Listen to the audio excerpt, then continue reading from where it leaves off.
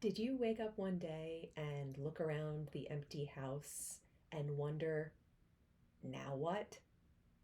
I absolutely get that. The kids are grown and moved out of the house, and suddenly your calendar is as empty as your refrigerator for the first time in a long time. This video is your permission slip to start living a joyful life in this new season. So, first things first, let's acknowledge that there is grief in this transitional stage. I remember I would walk by my kids' old bedrooms and periodically just burst into tears and feel such feelings of loss and sadness. And at the same time, pride. Proud of them for learning the lessons that we've tried to teach them over the years and moving on with their lives and becoming adults in the world. So while there's grief, the joy that you can still feel in this transition is also very real. You now have space for dreams of your own that you maybe haven't thought about in years. This is a huge opportunity. So, joy is something that's internal. It's not connected to external circumstances. It's in you. And it's often different in this season of your life. It might be quieter, it might be calmer, but it also might feel deeper in a lot of ways. So, an example would be having the time to do qigong in the morning and meditation, having opportunities to get together with friends that maybe you haven't seen as much and sit outside and have a nice warm cup of chai. Right now it's fall where I live, and a warm cup of chai is my current favorite thing. Another thing to think about in this new season of your life is letting go of shoulds, of all the should statements that we've been putting on ourselves for all of these years. I should be more productive. I should be doing more. I should be handling this transition better. Stop shoulding on yourself.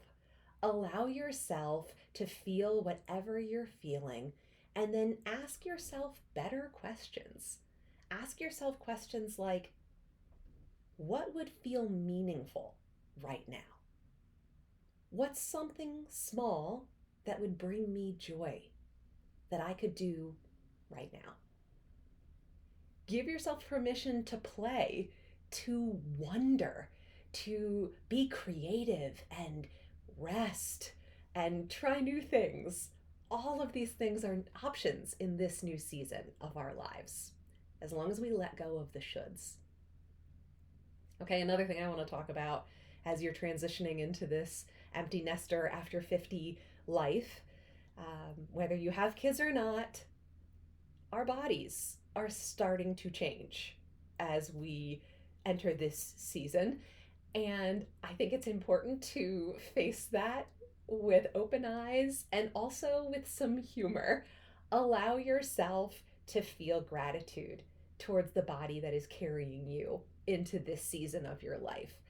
And let go of some of the shoulds we just talked about around your body and the way you look and all of that kind of internal critical dialogue, and allow yourself to feel the joy of making it to this age. I think about that a lot. I think about all the people that would love to be in their 50s or 60s or 70s, but have some kind of terminal illness and are likely to not make it here. When I think about that, it really changes my perspective and reminds me that I have so much to be grateful for to have a relatively healthy body at this age. Another thing to think about is nurturing relationships as a lifeline to feeling more joy in your day to day life. Join a local club, particularly in person. I think that there's something wonderful about being in real life with other people.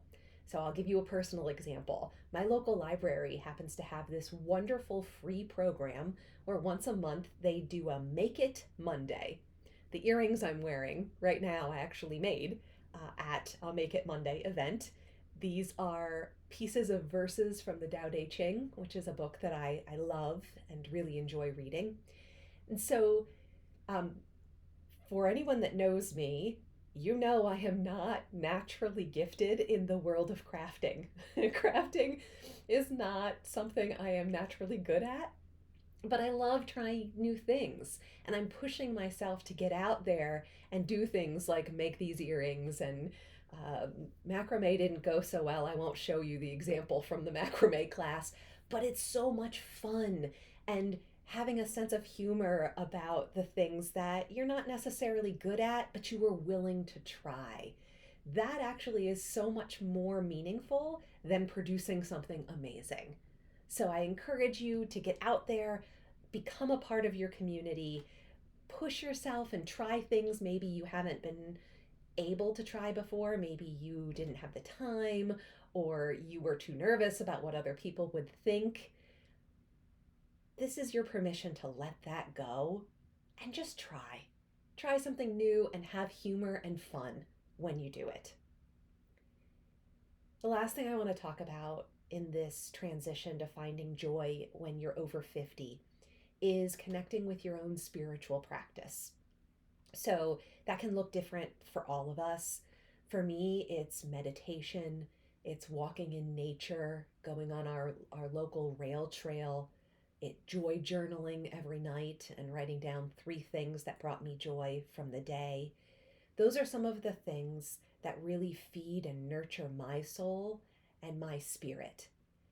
And I want to encourage you to have some kind of daily joy practice, like joy journaling or meditation or loving kindness meditation, if you're familiar with that one. But something every day that you're doing to nurture your spirit. So if no one's told you today, let me be the first person to say, this is your time.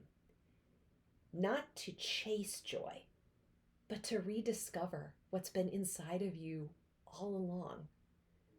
So if you're ready to stop shrinking and start thriving, please consider hitting the subscribe button, drop a like, share this video. It's been an honor to chat with you today. I hope you share this with another powerful person over 50, because joy isn't just possible, it is something that you are born to experience.